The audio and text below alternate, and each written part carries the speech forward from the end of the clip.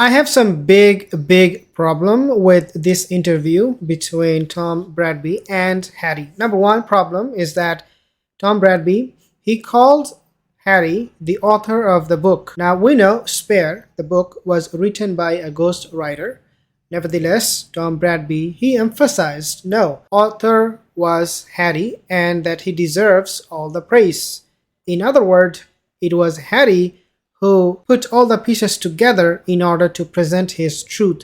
Guys, it is important. Why? Because if you put Harry's name and you say he is the author, it automatically makes sense to a lot of people that whatever Harry has written in the book is truth, and that is coming directly from the author. We know that Meghan Markle is the one who masterminded the whole thing.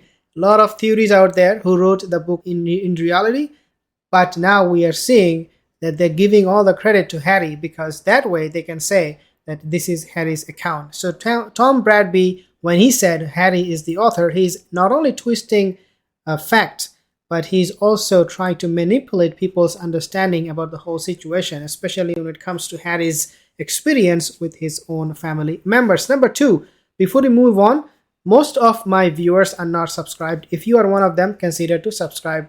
Meghan was interviewed by Tom Bradby when he was in South Africa and Meghan was there at the same time.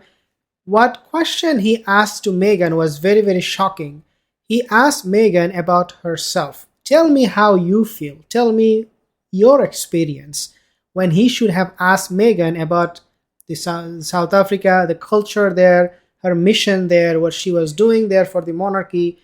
Instead of all of these questions, he decided to promote Meghan Markle, and Meghan seized that opportunity to whine, to whinge about everything as she does all the time. Dear viewers, this is exactly what he wanted to accomplish with Harry at the same time by asking him question about himself, promoting Harry, his lies, instead of trying to find what was the truth.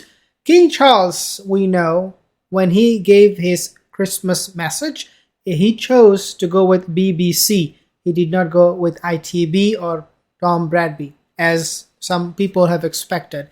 And the reason for that is because Prince or King Charles, he knew that Harry was going to use iTV. He was going to peddle his lies using that platform, that TV channel.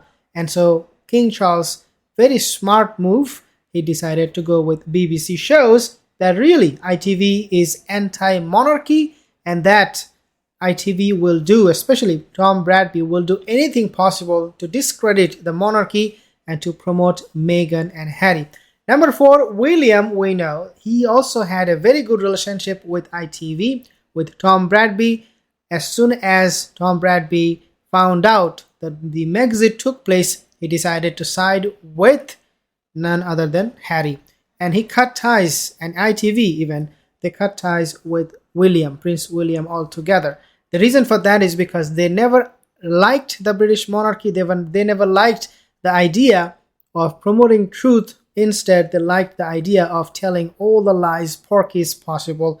I want to play this video because this video explains a lot of things, and hopefully you can learn at the same time. Harry has already lined up a softball interview with his friend, ITV journalist Tom Bradby. Bradby met the royal runaway when the latter was just a teen, and he's shown great sympathy to the traitor, despite calling himself a journalist. The actual book was written not by Harry, but by ghostwriter J.R. Moringer, so calling Harry the author is a bit far-fetched, like much of the vitriol expected based on Harry's previous rants against his life and family. This month, Netflix dropped his and wife Meghan Markle's Netflix docuseries. In it, the couple preen for the cameras and throw allegations at the family, which sheltered them before their scandalous exit in 2020. Some royal experts are predicting that the book will be even more venomous than the couple's reality show. Ahead of the book's debut, reports indicate that Buckingham Palace is on pins and needles, waiting to see what Harry accuses them of this time. He's gleefully lobbed truth bombs at his clan, with many assertions being shown to be false. Rather than choosing a neutral journalist to interview him, Harry chose Bradby. Bradby is the infamous reporter who asked Meghan how she was doing during a tour to South Africa. I want to also pinpoint one very important point, and I will elaborate on this in my future videos. and that is that look at the response from Buckingham Palace. Look at the response, especially from Prince William, after he was accused by his own brother of hitting him, of assaulting him. Yes, assaulting, physical assault. That's exactly what Harry wanted to mean. That my brother is so abusive, he's so bad, he's the worst, he's a villain, that he dared to touch me. It is not about brother and having a fight with another brother. It was about assault. I mean, he could have used some other term. He could have said something even horrible. Thank God he just said that my brother attacked me. I was wondering what else he could have said, which would tarnish the reputation of the monarchy, especially for Prince William. But look at the response. Prince William, he did not say a word. Why it is important and why I want to make mention of this particular thing is because, remember, the book is not making enough money. They are in fact selling it half a price. Some places they're giving it for free. Audiobook is free. And in the future, they don't see that this book is going to make them too much money. They wanted to intentionally attack Prince William. Why? Because Penguin Random House, the publisher, they expected that William will say at least a word. Even if he said, you know what, I don't really know what is going on, I'm not aware of the whole situation. Even if he had said that much, it would have been a huge bonanza for the publisher, and the book would have sold at least one extra million copies and make extra $1 million. You can imagine, you can get the picture. By keeping silent, by not commenting on it, by not saying anything at all, Prince William, he actually hit back at Harry's accusations. We know this is what they have been doing consistently. The Queen herself, when she was alive, never complained, never explained.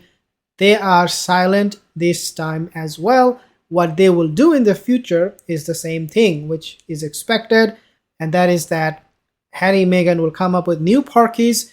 The Buckingham Palace, Prince William, they will not respond to it.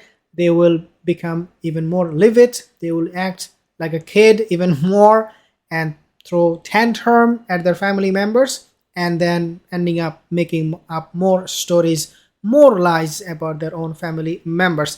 But guys, this interview of Tom Bradby and Harry is something, a setup. He was paid, there is no doubt about this, by iTV. He was paid. Even maybe Harry and Meghan, they offered him something, who knows what benefit they might have offered. But Harry was the one who handpicked Tom Bradby, and he discussed all the questions ahead of time before going to the interview, in order to make sure that Tom Bradby will not ask Harry anything that he would not agree, and that there will be a problem during that interview. Guys, this is all set up. We're living in a very interesting time when journalists, they forgot the duties and they're serving the purpose of some individuals.